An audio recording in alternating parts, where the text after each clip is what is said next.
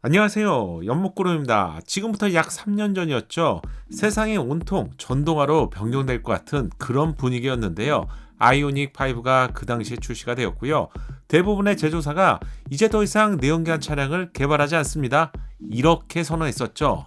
하지만 채널에서는 전기차는 시기상조입니다. 장점과 단점을 꼭 알고 구입하시라고 여러 번 말씀드렸는데요. 2021년 현대차 그룹은 30여년간 내연기관으로 달려온 조직을 전동화에 올인한다는 전략을 발표하면서 내연기관 개발 조직을 없애고 대신에 전기차 개발을 담당하는 전담 조직으로 완전히 개편한다는 것이었는데요. 특히 내연기관을 대표하는 용어인 엔진 또는 파워트레인의 용어를 전동화, 설계센터 등의 이름으로 변경하면서 전동화에 대한 의지를 표명했습니다. 사실상 이 때문에 내연기관을 상징하는 대표적인 용어였던 파워트레인이라는 이름을 사용했던 조직들이 모두 없어진 것인데요.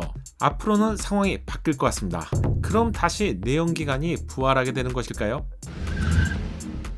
현대차 그룹이 신형 엔진을 개발한다는 소식이 올라왔죠. 전자신문이 보도한 세부 내용을 보면 200명 규모의 엔진 설계실을 신설했다는 것인데요. 기존의 전동화 부서로 분산된 내연기관 연구개발 인력을 다시 모아서 엔진 설계실을 만든 것인데요. 이렇게 된다면 파워트레인이라는 명칭을 제거하고 전동화 명칭을 사용하면서 자연스럽게 내연기관에서 전동화로 중심축을 이동하려는 전략이 수정됐다는 것이죠.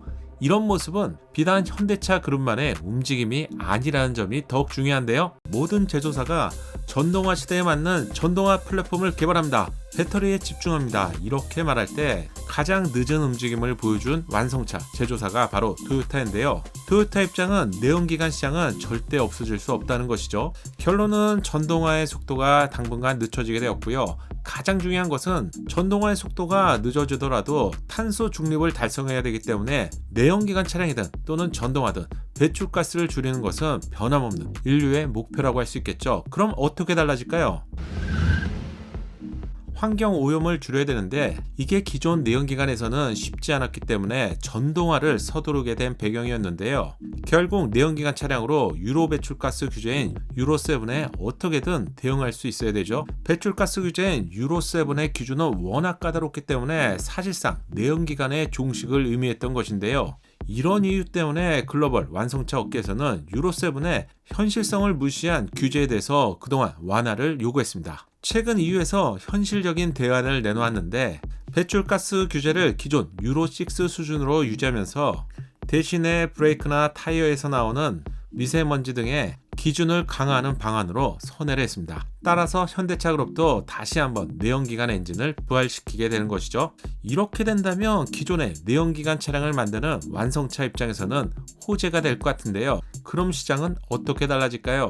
유로7 완화 조건과 함께 내연기관이 다시 부활한다는 것은 이미 전초 현상이 올해 초부터 감지되었죠. 대표적으로 프리미엄 브랜드인 제네시스는 하이브리드를 개발하겠다고 공식 발표한 상태인데요. 이때가 2월이었습니다. 하이브리드는 내연기관의 꽃이라고 할 수 있죠. 또한 현대차 그룹은 토요타와 함께 원천 기술을 보유하고 있기 때문에 전동화 시장이 이렇게 주춤하더라도 다른 완성차 제조사보다는 한층 유리한 입장이 되었습니다. 최근 GM이나 포드도 전동화 속도를 늦추겠다고 발표했는데 이렇게 된다면 자동차 시장은 내연기관의 수명을 연장하기 위해서 하이브리드 기술에 주력하게 되는 것 같은데요. 하이브리드는 풀 하이브리드, 마일드 하이브리드, 플러그인 하이브리드 방식으로 기존 방식에서 한층 더 기술이 개발되고요. 국내에서도 플러그인 하이브리드 2 방식의 등장을 예고하고 있죠. 쉐보레 역시 이런 움직임을 먼저 알고 있었는데 최근 쉐보레는 중국 시장에 신형 트래버스 하이브리드 파워트레인을 공개했다고 알려드렸죠.